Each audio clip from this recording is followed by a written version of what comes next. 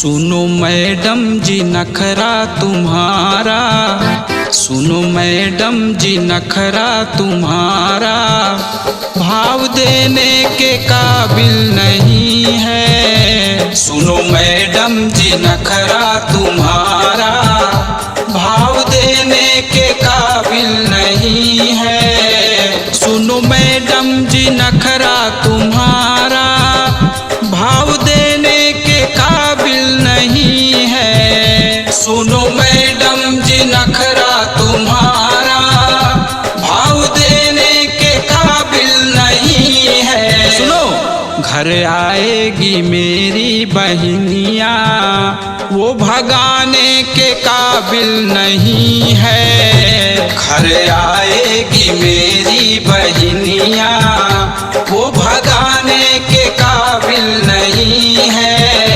सुनो मैडम जी नखरा तुम्हारा। समझ गई?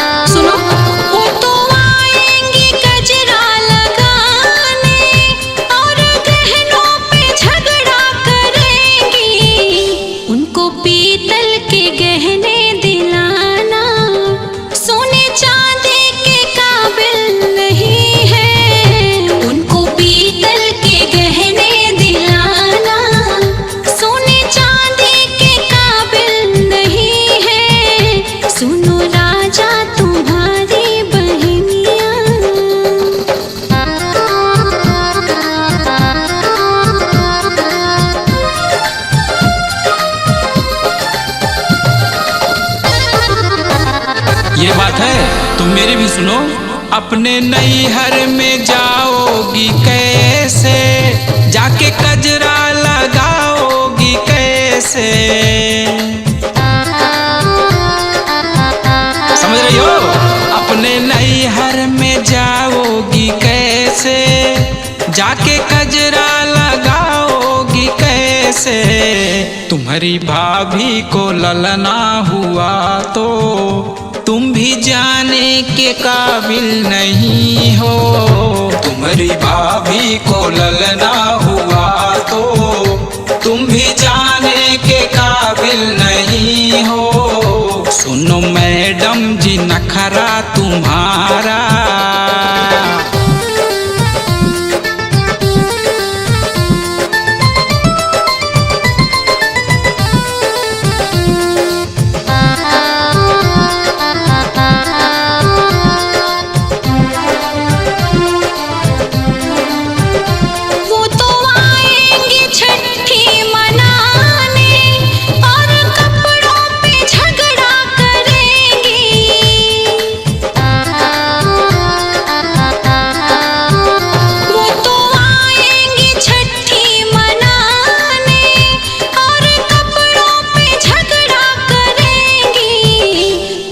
सस्ती सी साड़ी दिलाना लहंगा चूनर के काबिल नहीं है। उनको सस्ती सी साड़ी दिलाना लहंगा चूनर के काबिल नहीं है। सुनो राजा तुम्हारी बहनिया।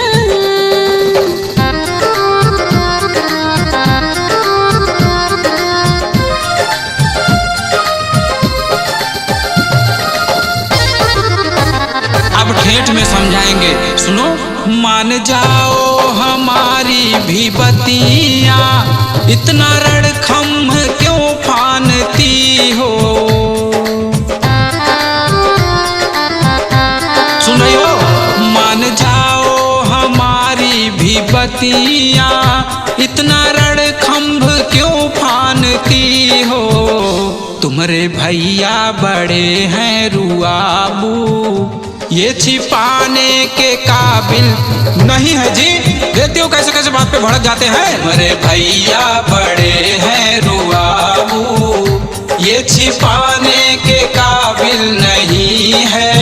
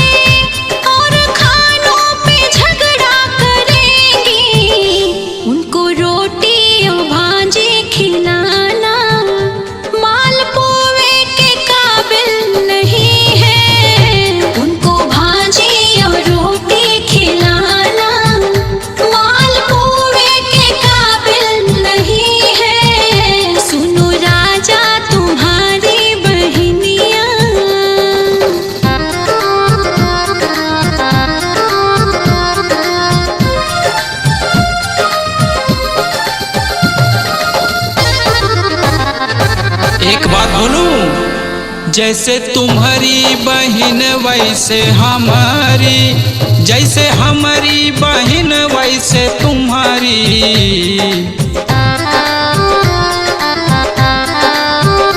जैसे तुम्हारी बहन वैसे हमारी, जैसे हमारी बहन वैसे तुम्हारी। भाई बहनों का रिश्ता है प्यारा, जो भुलाने के काबिल नहीं है। भाई बहनों का रिश्ता है प्यारा, जो भुलाने के काबिल नहीं है। सुनो मैडम जी नखरा तुम्हारा